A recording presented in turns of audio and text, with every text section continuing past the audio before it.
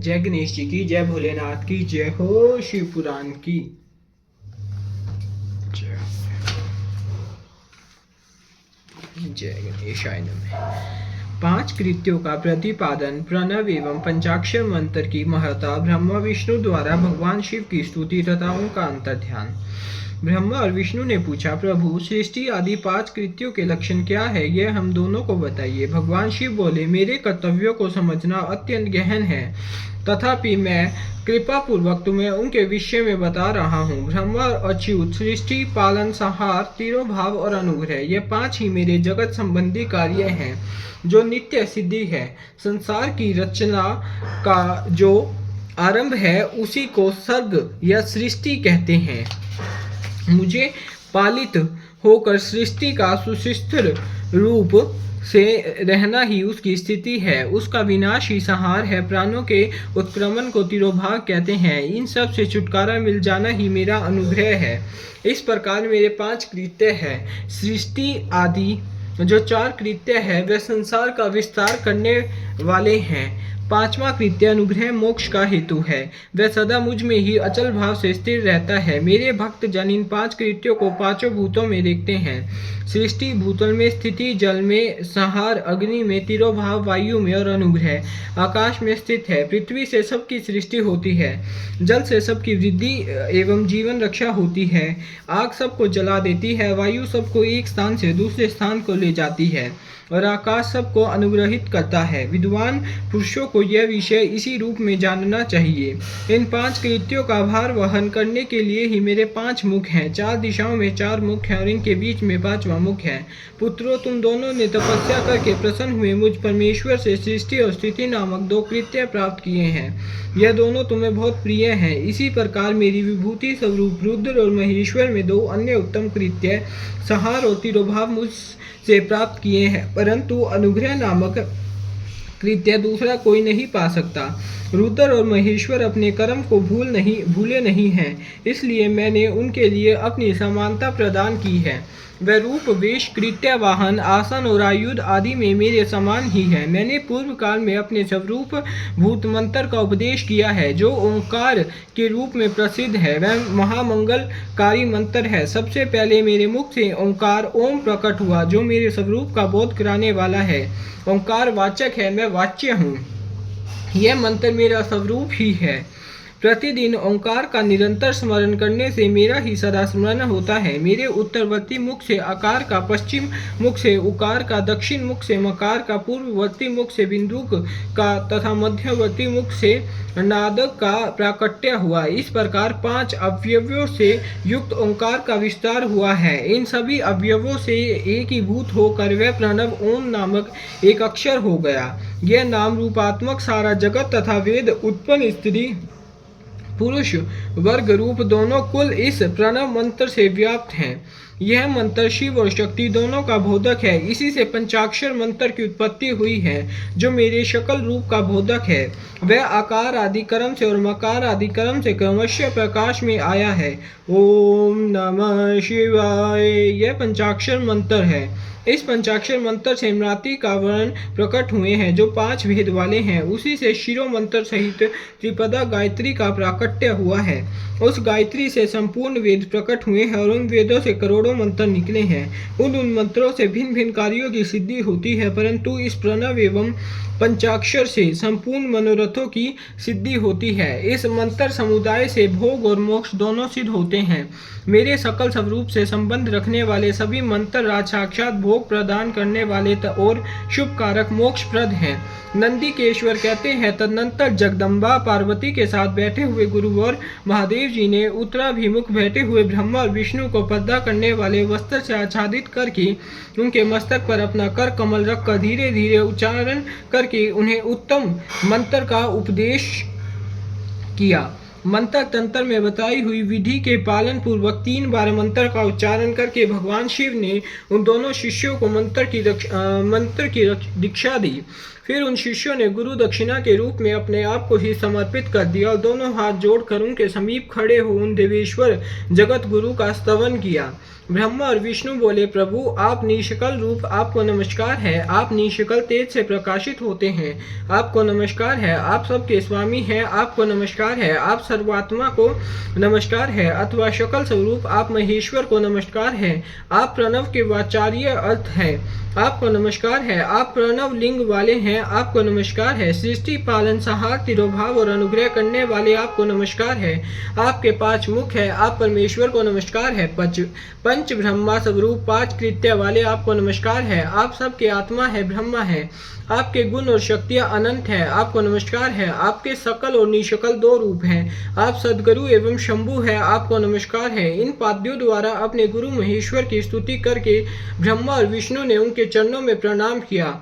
महेश्वर बोले, आद्या नक्षत्र से युक्त चतुर्दशी को प्रणव का जप किया जाए तो वह अक्षय फल देने वाला होता है। सूर्य की संक्रांति से युक्त महा आद्या नक्षत्र में एक बार किया हुआ प्रणव जप कोटि गुणों जप का फल देता है। मृगशिरा नक्षत्र का अंतिम भाग तथा पूर्ण वर्षु का आदि भाग पूजा होम और तर्पण आदि के लिए सदा आद्या के समान ही होता है। यह जानना चाहिए, मेरा या मेरे लिंग का दर्शन प्रभात काल में ही प्रातः और संघव मध्याह्न के पूर्व काल में करना चाहिए। मेरे दर्शन पूजन के लिए चतुर्दशी तिथि निषिद्ध व्यापिनी अथवा प्रदोष व्यापिनी लेनी चाहिए, क्योंकि परिवर्तनी तिथि से संयुक्त चतुर्दशी की ही प्रशंसा की जाती है। पूजा करने वालों के लिए मेरी मूर्ति तथा लिंग दोनों समान है, फिर भी मूर्ति की अपेक्षा लिंग का स्थान ऊंचा है। इसलिए मुमुक्षु पुरुष को चाहिए कि वह वेद मूर्ति से विशेष समझकर लिंग का ही पूजन करे। लिंग का ओमकार मंत्र से और वेद का पंचाक्षर मंत्र से पूजन करना चाहिए। शिवलिंग की स्वयं ही स्थापना करके अथवा दूसरों से भी स्थापना करवा कर उत्तम द्रव्यमय उपचारों से पूजा करनी चाहिए। इससे मेरा पद सुलभ हो जाता है। इस प्रकार उन दोनों शिष्यों को उपदेश देकर भगवान शिव वहीं अंतर्ध्यान हो गए। अध्याय 10वां समाप्त है। बोलो भोलेनाथ शंकर भगवान की जय। शिवलिंग की स्थापना, उसके लक्षण और पूजन की विधि का वर्णन तथा शिव पद की प्राप्ति कराने वाले सत्कर्मों का विवेचन। ऋषियों ने पूछा, सूत जी, शिवलिंग की स्थापना कैसे करनी चाहिए, उसका लक्षण क्या है तथा उसकी पूजा कैसे करनी चाहिए, किस देश काल में करनी चाहिए और किस द्रव्य के द्वारा उसका निर्माण होना चाहिए। सूत जी ने कहा, महर्षियों, मैं तुम लोगों के लिए इस विषय का वर्णन करता हूँ, ध्यान देकर सुनो और समझो। अनुकूल एवं शुभ समय में किसी पवित्र तीर्थ में, नदी आदि के तट पर अपनी रुचि के अनुसार ऐसी जगह शिवलिंग की स्थापना करनी चाहिए जहाँ नित्य पूजन हो सके। पार्थिव द्रव्य से, जलमयी द्रव्य से अथवा तेजस पदार्थ से अपनी रुचि के अनुसार कल्पोक्त लक्षणों से युक्त शिवलिंग का निर्माण करके उसकी पूजा करने से उपासक को उस पूजन का पूरा फल प्राप्त होता है। संपूर्ण शुभ लक्षणों से युक्त शिवलिंग की यदि पूजा की जाए तो वह तत्काल पूजा का फल देने वाला होता है। यदि चल प्रतिष्ठा करनी हो तो इसके लिए छोटा सा शिवलिंग अथवा विग्रह श्रेष्ठ माना जाता है, और यदि अचल प्रतिष्ठा करनी हो तो स्थूल शिवलिंग अथवा विग्रह अच्छा माना गया है। उत्तम लक्षणों से युक्त शिवलिंग की पीठ सहित स्थापना करनी चाहिए। शिवलिंग का पीठ मंडलाकार, गोल, चौकोर, त्रिकोण अथवा खाट के पाए की भांति ऊपर नीचे मोटा और बीच में पतला होना चाहिए। ऐसा लिंग पीठ महान फल देने वाला होता है। पहले मिट्टी से, प्रस्तर आदि से अथवा लोहे आदि से शिवलिंग का निर्माण करना चाहिए। जिस द्रव्य से शिवलिंग का निर्माण हो उसी से उसका पीठ भी बनाना चाहिए। यही स्थावर अचल प्रतिष्ठा वाले शिवलिंग की विशेष बात है। चल प्रतिष्ठा वाले शिवलिंग में भी लिंग और पीठ का एक ही उपादान होना चाहिए, किंतु बाण लिंग के लिए यह नियम नहीं है। लिंग की लंबाई निर्माणकर्ता या स्थापना करने वाले यजमान के 12 अंगुल के बराबर होनी चाहिए। ऐसे ही शिवलिंग को उत्तम कहा गया है। इससे कम लंबाई हो तो फल में कमी आ जाती है, अधिक हो तो कोई दोष की बात नहीं है। चर लिंग में भी वैसा ही नियम है। उसकी लंबाई कम से कम कर्ता के 1 अंगुल के बराबर होनी चाहिए। उससे छोटा होने पर अलग फल मिलता है, किंतु उससे अधिक होने पर दोष की बात नहीं है। यजमान को चाहिए कि वह पहले शिल्प शास्त्र के अनुसार एक विमान या देवालय बनवाए जो देवगणों की मूर्तियों से अलंकृत हो। उसका गर्भगृह बहुत ही सुंदर, सुदृढ़ और दर्पण के समान स्वच्छ हो। उसे 9 प्रकार के रत्नों से विभूषित किया गया हो। उसमें पूर्व और पश्चिम दिशा में 2 मुख्य द्वार हो। जहाँ शिवलिंग की स्थापना करनी हो उस स्थान के गर्त में नीलम, लाल, वैडूर्य, श्याम, मरकत, मोती, मूंगा, गोमेद और हीरा, इन 9 रत्नों के को तथा अन्य महत्वपूर्ण द्रव्यों को वैदिक मंत्रों के साथ छोड़े। साध्योजात आदि 5 वैदिक मंत्रों द्वारा शिवलिंग का 5 स्थानों में क्रमशः पूजन करके अग्नि में हविष्य की अनेक आहुतियां दे और परिवार सहित मेरी पूजा करके गुरु स्वरूप आचार्य को धन से तथा भाई बंधुओं को मनचाही वस्तुओं से संतुष्ट करे। याचकों को जड़ सुवर्ण गृह एवं भू संपत्ति तथा चेतना को आदि वैभव प्रदान करे। स्थावर जंगम सभी जीवों को यत्न पूर्वक संतुष्ट करके एक गड्ढे में सुबिन तथा 9 प्रकार के रत्न भरकर साध्यो जात आदि वैदिक मंत्रों का उच्चारण करके परम कल्याणकारी महादेव जी का ध्यान करे। तत्पश्चात नाद घोष से युक्त महामंत्र ओंकार ओम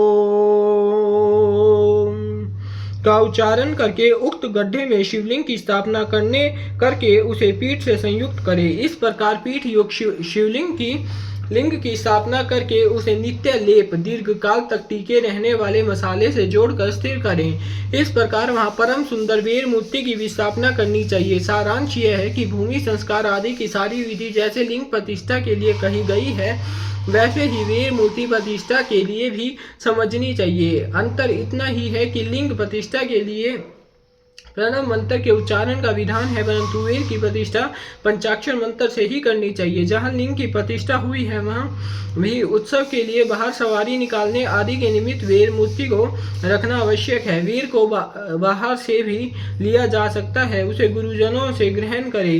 ब्रह्मा वीर वही लेने योग्य है जो साधु पुरुषों द्वारा पूजित हो। इस प्रकार लिंग में और वीर में भी की हुई महादेव जी की पूजा शिव पद प्रदान करने वाली होती है। स्थावर और जंगम के भेद से लिंग भी 2 प्रकार का कहा गया है। वृक्ष लता आदि को स्थावर लिंग कहते हैं और कृमि कीट आदि को जंगम लिंग। स्थावर लिंग की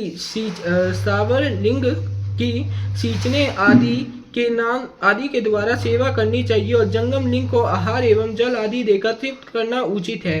उन स्थावर जंगम जीवों को सुख पहुंचाने में अनुरुक्त होना भगवान शिव का पूजन है, ऐसा विद्वान पुरुष मानते हैं। यूं चराचर जीवों को ही भगवान शंकर के प्रतीक मानकर उनका पूजन करना चाहिए। इस तरह महालिंग की स्थापना करके विविध उपचारों द्वारा उसका पूजन करे। अपनी शक्ति के अनुसार नित्य पूजा करनी चाहिए तथा देवालय के पास ध्वजारोहण आदि करना चाहिए। शिवलिंग साक्षात शिव का पद प्रदान करने वाला है अथवा चर लिंग में षोडशोपचारों द्वारा यथोचित रीति से क्रमशः पूजन करे। यह पूजन भी शिव पद प्रदान करने वाला है। आवाहन आसन अर्घ्य पाद पादांग आचमन अभ्य यंग पूर्वक स्थान वस्त्र एवं यज्ञोपवीत गंध पुष्प धूप दीप नैवेद्य तांबूल समर्पण निराजन नमस्कार और विसर्जन ये 16 उपचार हैं।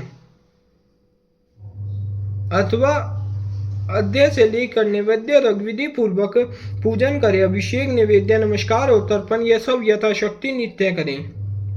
इस तरह किया हुआ शिव का पूजन शिव पद की प्राप्ति कराने वाला होता है। अथवा किसी मनुष्य के द्वारा स्थापित शिवलिंग में ऋषियों द्वारा स्थापित शिवलिंग में देवताओं द्वारा स्थापित शिवलिंग में अपने आप प्रकट हुए स्वयं शंभु लिंग में तथा अपने द्वारा नूतन स्थापित हुए शिवलिंग में भी उपचार संपूर्ण पूर्वक जैसे तैसे पूजन करने से या पूजन की सामग्री देने से भी मनुष्य ऊपर जो कुछ कहा गया है वह सारा फल प्राप्त कर लेता है। क्रमशः परिक्रमा और नमस्कार करने से भी शिवलिंग शिवपद की प्राप्ति कराने वाला होता है।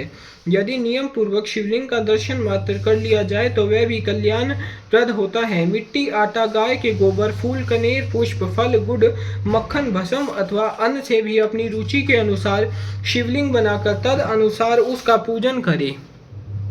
अथवा प्रतिदिन 10,000 प्रणव मंत्र का जप करे अथवा दोनों संध्याओं के समय 1-1 सहस्त्र प्रणव का जप किया करे। यह कर्म भी शिव पद की प्राप्ति कराने वाला है, ऐसा जानना चाहिए। जप काल में महाकारांत प्रणव का उच्चारण मन की शुद्धि करने वाला होता है। समाधि में मानसिक जप का विधान है तथा अन्य सब समय भी उपांशु जप ही करना चाहिए। नाद और बिंदु से युक्त ओंकार के उच्चारण को विद्वान पुरुष समान प्रणव कहते हैं। यदि प्रतिदिन आदर पूर्वक 10,000 पंचाक्षर मंत्र का जप किया जाए अथवा दोनों संध्याओं के समय 1-1 सहस्त्र का ही जप किया जाए तो उसे शिव पद की प्राप्ति कराने वाला समझना चाहिए। ब्राह्मणों के लिए आदि में प्रणव से युक्त पंचाक्षर मंत्र अच्छा बताया गया है। कलश से किया हुआ स्नान, मंत्र की दीक्षा, मातृकाओं का न्यास, सत्य से पवित्र अंतःकरण वाला ब्राह्मण तथा ज्ञानी गुरु, इन सब को उत्तम माना गया है। द्विजों के लिए नमः शिवाय के उच्चारण का विधान है। द्विजेतरों के लिए अंत में नमः पद के प्रयोग की विधि है, अर्थात वह शिवाय नमः है इस मंत्र का उच्चारण करें। स्त्रियों के लिए भी कहीं कहीं विधि पूर्वक नमो अंत उच्चारण का ही विधान है और विधान है, अर्थात वे भी शिवाय नमः का ही जप करे। कोई कोई ऋषि ब्राह्मण की स्त्रियों के लिए नमः पूर्वक शिवाय जप की अनुमति देते हैं, अर्थात वे नमः शिवाय का जप करें। पंचाक्षर मंत्र का 5 करोड़ जप करके मनुष्य भगवान सदाशिव के समान हो जाता है। 1, 2, 3 अथवा 4 करोड़ का जप करने से क्रमशः ब्रह्मा, विष्णु, रुद्र तथा महेश्वर का पद प्राप्त होता है। अथवा मंत्र में जितने अक्षर हैं उनका पृथक पृथक 1-1 लाख जप करें, अथवा समस्त अक्षरों का एक साथ ही जितने अक्षर हो उतने लाख जप करें। इस तरह जप को शिव पद की प्राप्ति कराने वाला समझना चाहिए। यदि 1000 दिनों में प्रतिदिन 1 सहस्त्र जप के क्रम से पंचाक्षर मंत्र का 10 लाख जप पूरा कर लिया जाए तो प्रतिदिन ब्राह्मण भोजन कराया जाए तो उस मंत्र से अभीष्ट कार्य की सिद्धि होने लगती है। ब्राह्मणों को चाहिए कि वे प्रतिदिन प्रातः काल 1008 बार गायत्री का जप करें। ऐसा होने पर गायत्री क्रमशः शिव का पद प्रदान करने वाली होती है।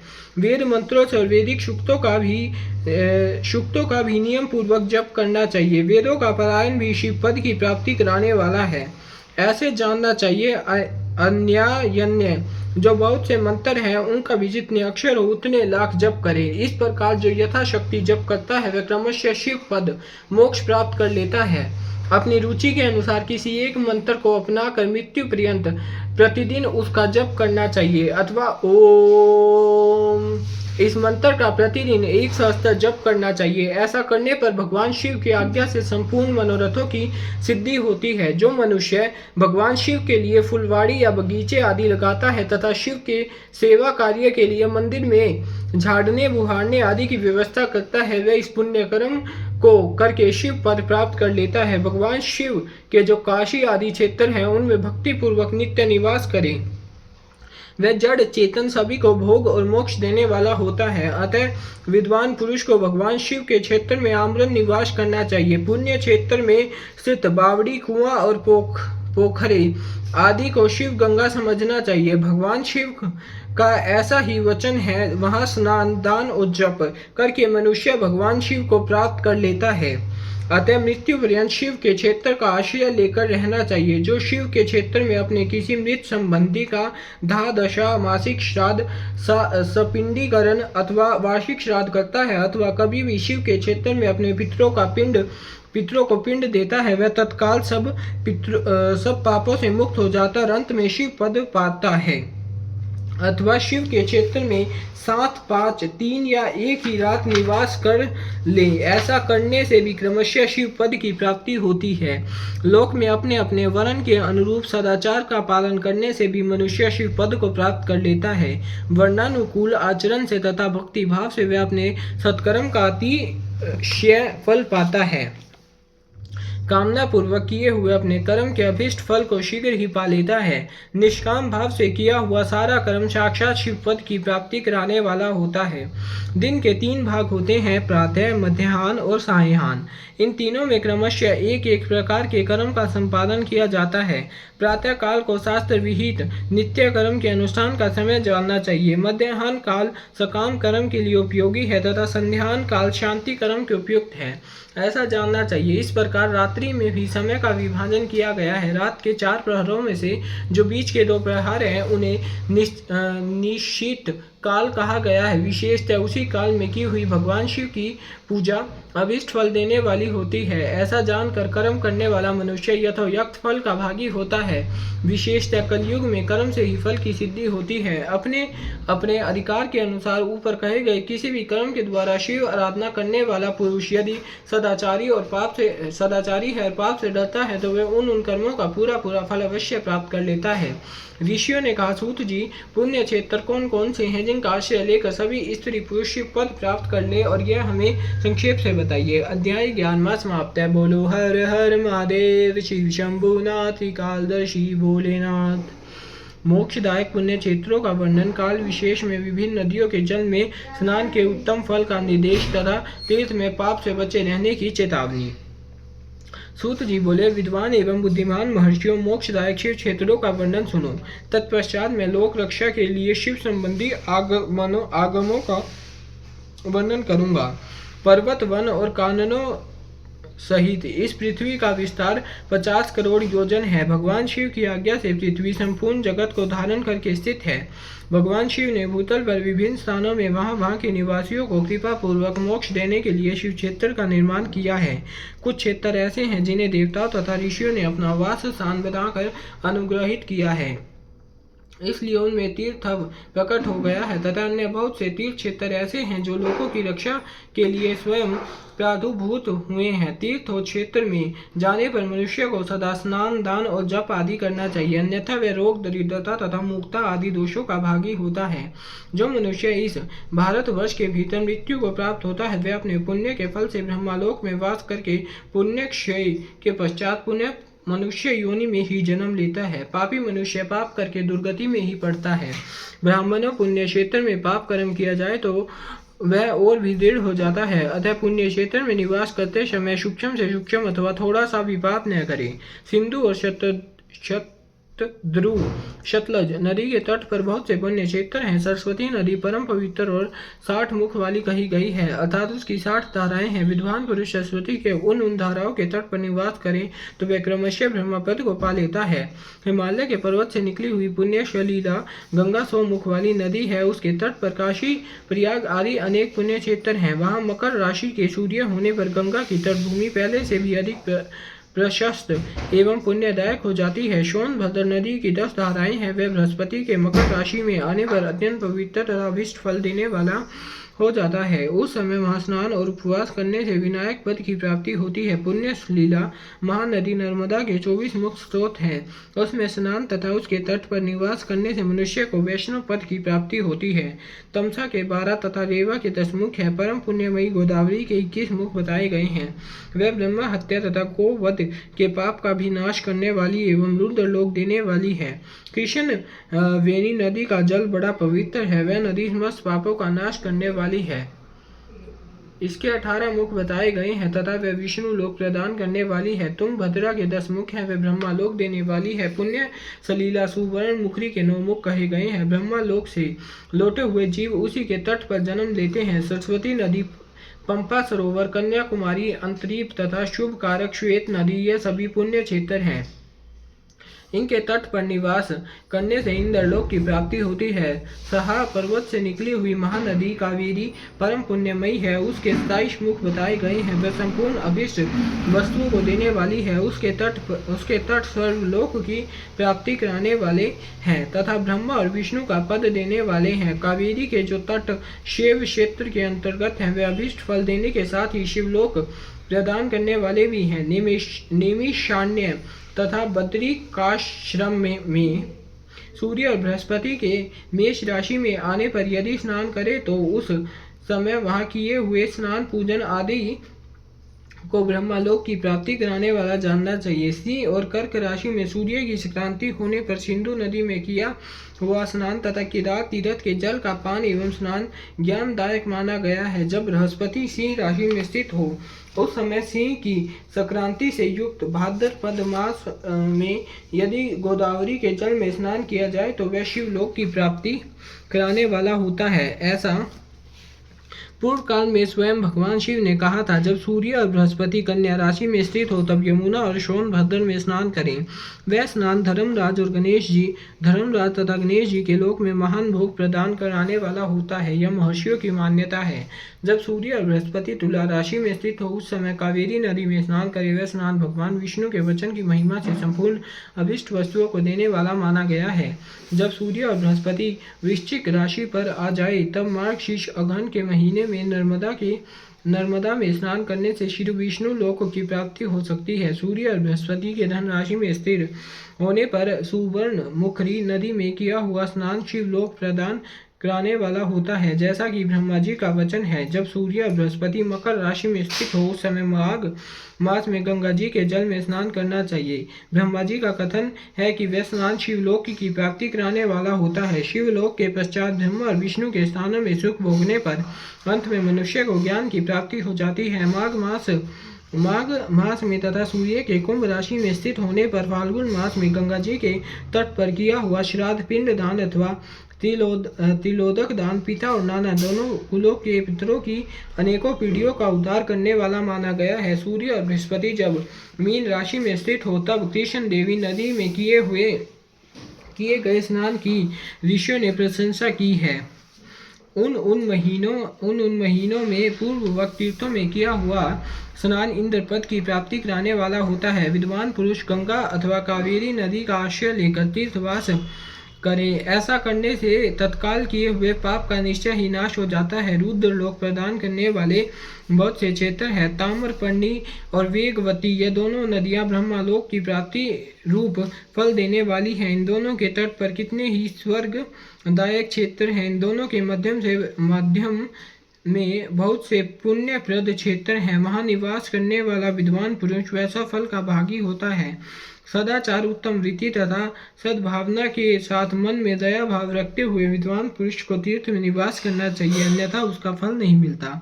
पुण्य क्षेत्र में किया हुआ थोड़ा सा पुण्य भी अनेक प्रकार से वृद्धि को प्राप्त होता है तथा वहाँ किया हुआ छोटा सा पाप भी महान हो जाता है। यदि पुण्य क्षेत्र में रहकर ही जीवन बिताने का निश्चय हो तो उस पुण्य संकल्प से उसका पहले का सारा पाप तत्काल नष्ट हो जाएगा, क्योंकि पुण्य का ऐश्वर्यदायक कहा गया है। ब्राह्मणों तीर्थ वास जनित पुण्य कायिक, वाचिक और मानसिक सारे पापों का नाश कर देता है। तीर्थ में किया हुआ मानसिक पाप वज्र लेप हो जाता है, वह कई कल्पों तक पीछा नहीं छोड़ता। वैसे पाप केवल ध्यान से ही नष्ट होता है, अन्यथा नहीं। वाचिक पाप जाप से तथा कायिक पाप शरीर को सुखाने जैसे कठोर तप से नष्ट हो जाता है। अतः सुख चाहने वाले पुरुष को देवताओं की पूजा करते हुए ब्राह्मणों को दान देते हुए पाप से बचकर ही तीर्थ में निवास करना चाहिए। अध्याय 12वां समाप्त है। बोलो हर हर महादेव, श्री शंभुनाथ यादव, श्री भोलेनाथ की जय। सदाचार, सोचाचार, स्नान, भस्म धारण, संध्या वंदन, प्रणव जप, गायत्री जप, दान, न्यायत्य, धनोपार्जन तथा अग्निहोत्र आदि की विधि एवं महिमा का वर्णन। ऋषियों ने पूछा, सूत जी अब आप शीघ्र ही हमें वह सदाचार सुनाइए जिससे विद्वान पुरुष पुण्य लोकों पर विजय पाता है। स्वर्ग प्रदान करने वाले धर्म में आचार तथा नरक का कष्ट देने वाले अधर्म में आचारों का भी वर्णन कीजिए। सूत जी बोले, सदाचार का पालन करने वाला विद्वान ब्राह्मण ही वास्तव में ब्राह्मण नाम धारण करने का अधिकारी है, जो केवल वेदोक्त आचार का पालन करने वाला एवं वेद का अभ्यासी है। उस ब्राह्मण की विप्र संज्ञा होती है। सदाचार, वेदाचार तथा विद्या, इनमें से एक एक गुण से ही युक्त होने पर उसे द्विज कहते हैं, जिसमें संकल्प स्वल्प मात्र में ही आचार का पालन देखा जाता है, जिसने वेदाध्ययन भी बहुत कम किया है तथा जो राजा का सेवक, पुरोहित, मंत्री आदि है, उसे क्षत्रिय ब्राह्मण कहते हैं। जो ब्राह्मण कृषि तथा वाणिज्य कर्म करने वाला है, कुछ ब्राह्मणोचित आचार का भी पालन करता है, वह वैश्य ब्राह्मण है। तथा जो स्वयं ही खेत जोतता हल चलाता है, उसे शूद्र ब्राह्मण कहा गया है। जो दूसरों के दोष देखने वाला पदद्रोही है, उसे चांडाल द्विज कहते हैं। इसी तरह क्षत्रियों में भी जो पृथ्वी का पालन करता है, वह राजा है। दूसरे लोग राजत्वहीन क्षत्रिय माने गए हैं। वैश्यों में भी जो धान्य आदि वस्तुओं का क्रय विक्रय करता है, वह वैश्य कहलाता है। दूसरों को वाणिक कहते हैं। जो ब्राह्मणों, क्षत्रियों तथा वैश्यों की सेवा में लगा रहता है, वही वास्तव में शूद्र कहलाता है। जो शूद्र हल जोतने का काम करता है, उसे विश्यल समझना चाहिए। सेवा, शिल्प और कृषण से भिन्न वृत्ति का आश्रय लेने वाले शूद्र दस्यु कहलाते हैं। इन सभी वर्णों का मनुष्य को चाहिए कि वह ब्रह्म मुहूर्त में उठकर पूर्वाभिमुख हो सबसे पहले देवताओं का, फिर धर्म का, अर्थ का, उसकी प्राप्ति के लिए उठाए जाने वाले कलशों का तथा आय और व्यय का भी चिंतन करे। रात के पिछले प्रहर को उषय काल जानना चाहिए। उस अंतिम प्रहर का जो आधा या मध्य भाग है, उसे संधि कहते हैं। उस संधि काल में उठकर द्विज को मल मूत्र आदि का त्याग करना चाहिए। घर से दूर जाकर बाहर से अपने शरीर को ढके रखकर दिन में उत्तराभिमुख बैठकर मल मूत्र का त्याग करे। यदि उत्तराभिमुख बैठने में कोई रुकावट हो तो दूसरी दिशा की ओर मुख करके बैठे। जल, अग्नि, ब्राह्मण आदि तथा देवताओं का सामना बचा कर बैठे। मल त्याग करके उठने पर फिर उस मल को न देखे। तदनंतर जलाशय से बाहर निकाले हुए जल से ही गुदा की शुद्धि करें अथवा देवताओं, पितरों तथा ऋषियों के तीर्थ में उतरे बिना ही प्राप्त हुए जल से शुद्धि करनी चाहिए। गुदा में 7, 5 या 3 बार मिट्टी लगाकर उसे धोकर शुद्ध करें। लिंग में ककोड़े के फल के बराबर मिट्टी लगाए और उसे धो दें। परंतु गुदा में लगाने के लिए एक पसर मिट्टी की आवश्यकता होती है। लिंग और गुदा की शुद्धि के पश्चात उठकर अन्यत्र जाए और हाथ पैरों की शुद्धि करके 8 बार कुल्ला करे। जिस किसी वृक्ष के पत्ते से अथवा उसके पतले काट से जल के बाहर दंतवन करना चाहिए, उस समय तर्जनी अंगुली का उपयोग न करे। यह दंत शुद्धि का विधान बताया गया है। तदनंतर जल संबंधी देवताओं को नमस्कार करके मंत्र पाठ से करते हुए जलाशय में स्नान करें। यदि कंठ तक या कमर तक पानी में खड़े होने की शक्ति न हो तो घुटने तक जल में खड़ा हो अपने ऊपर जल छिड़क कर मंत्रोच्चारण पूर्वक स्नान कार्य संपन्न करे। विद्वान पुरुष को चाहिए कि वहां तीर्थ जल से देवता आदि का स्नानांग तर्पण भी करे। इसके बाद धोत वस्त्र लेकर 5 कच करके उसे धारण करे। साथ ही कोई उत्तरीय भी धारण कर ले, क्योंकि संध्या वंदन आदि सभी कर्मों में उसकी आवश्यकता होती है। नदी आदि तीर्थों में स्नान करने पर स्नान संबंधी उतारे हुए वस्त्र को वहां न धोए। स्नान के पश्चात विद्वान पुरुष भीगे हुए वस्त्र को बावड़ी में, कुएं के पास अथवा घर आदि में ले जाए और वहां पत्थर पर, लकड़ी आदि पर जल में या स्थल में अच्छी तरह धोकर उस वस्त्र को निचोड़े। द्विजो, वस्त्र को निचोड़ने से जो जल गिरता है वह एक श्रेणी के पितरों की तृप्ति के लिए होता है। इसके बाद जाबाली उपनिषद में बताए गए अग्नि रीति मंत्र से भस्म लेकर उसके द्वारा त्रिपुंड लगाएं। इस विधि का पालन न किया जाए तो इसके पूर्व ही यदि जल में भस्म गिर जाए तो गिराने वाला नरक में जाता है। आप ही अस्ता इत्यादि मंत्र से पाप शांति के लिए सिर पर जल छिड़के तथा यश्याय इस मंत्र को पढ़कर पैर पर जल छिड़के। इसे संधि प्रोक्षण कहते हैं। आप ही शटा इत्यादि मंत्र में 3 ऋचाएं हैं और प्रत्येक ऋचा में गायत्री छंद के 3-3 चरण हैं। इनमें से प्रथम ऋचा के 3 चरणों का पाठ करते हुए क्रमशः पैर, मस्तक और हृदय में जल छिड़के। दूसरी ऋचा के 3 चरणों को पढ़कर क्रमशः मस्तक, हृदय और पैर में जल छिड़के तथा तीसरी ऋचा के 3 चरणों का पाठ करते हुए क्रमशः हृदय, पैर और मस्तक का जल से प्रोक्षण करें। इसे विद्वान पुरुष मंत्र स्नान मानते हैं।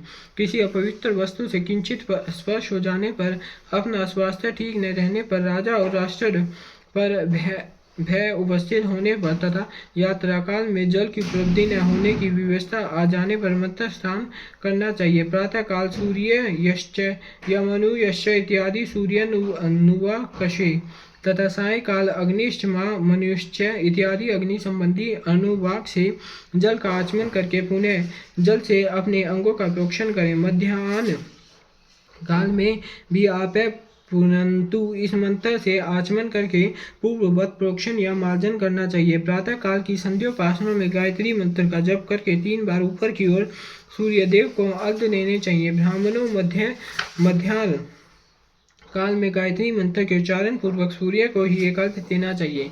फिर सायकाल आने पर पश्चिम की ओर मुख करके बैठ जाए। पृथ्वी पर ही सूर्य के लिए अर्घ्य दे, ऊपर की ओर नहीं। प्रातः काल और मध्याह्न के समय अंजलि में अर्घ्य जल लेकर अंगुलियों की ओर से सूर्य देव के लिए अर्घ्य दे। फिर अंगुलियों के सीधर से ढलते हुए सूर्य को देखे तथा उनके लिए श्वेत प्रदक्षिणा करके शुद्ध आचमन करें। सायंकाल में सूर्यास्त 2 घड़ी पहले की हुई संध्या निष्फल होती है, क्योंकि वह साय संध्या का समय नहीं है। ठीक समय पर संध्या करनी चाहिए, ऐसे शास्त्र की आज्ञा है। यदि संध्योपासना किए बिना दिन बीत जाए तो प्रत्येक समय के लिए क्रमशः प्रायश्चित करना चाहिए। यदि एक दिन बीते तो प्रत्येक बीते हुए संध्या कांड के लिए नित्य नियम के अतिरिक्त 100 गायत्री मंत्र का अधिक जप करें। यदि नित्य कर्म के लुप्त हुए 10 दिन से अधिक बीत जाए तो उसे प्रायश्चित रूप में 1 लाख गायत्री जप करना चाहिए। यदि 1 मास तक नित्य कर्म छूट जाए तो पुनः अपना उपनयन संस्कार कराएं। अर्थ सिद्धि के लिए ईश, गौरी, कार्तिकेय, विष्णु, ब्रह्मा, चंद्रमा और यम का तथा ऐसे ही अन्य देवताओं का विशुद्ध जल से तर्पण करें। फिर तर्पण कर्म को ब्रह्मार्पण करके शुद्ध आचमन करें। तीर्थ के दक्षिण प्रशस्त मठ में, मंत्रालय में, देवालय में, घर में अथवा अन्य किसी नियत स्थान में आसन पर स्थित पूर्वक बैठकर विद्वान पुरुष अपनी बुद्धि को स्थिर करे और संपूर्ण देवताओं को नमस्कार करके पहले प्रणव का जप करने के पश्चात गायत्री मंत्र की आवृत्ति करें। बोलो हर हर महादेव, शिव शंभुनाथ एकादशी भोलेनाथ महादेव की जय।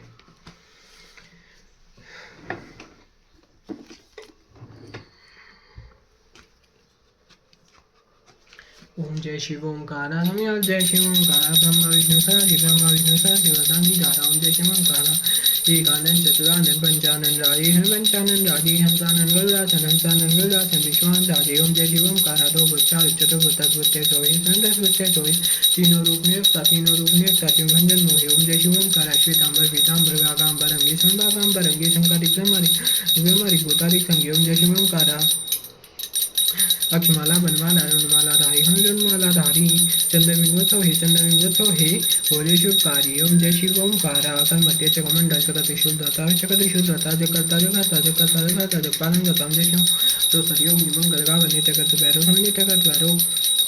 बाजे ताल मड़ंगा बजे ढोल मड़ंगा और बाजे डमरू। ओम जय शिव ओंकार लक्ष्मी सावित्री श्री पार्वती संगे स्वामी शिव पार्वती संज्ञा दामनी गायत्री सोहे संज्ञा। ओम जय शिव ओंकार काशी में विश्वनाथ विराज नंदी ब्रह्मचारी नित्य भोग लगावे महिमाति भारी। ओम जय शिव ओंकार ब्रह्मा विष्णु सहस्र विवेकापन तीनों एक। ओम जय शिव ओंकार अति गुण शिव जी की आती जो कोई नर गावे सहित गावे सुबह शाम गावे क्या चमार स्वामी क्या धरी स्वामी मनोहर। ओम जय शिव ओंकार हर शिव ओंकार ब्रह्मा विष्णु सहस्र हर हर महादेव शिव शंभुनाथ एकादशी भोलेनाथ महादेव की जय।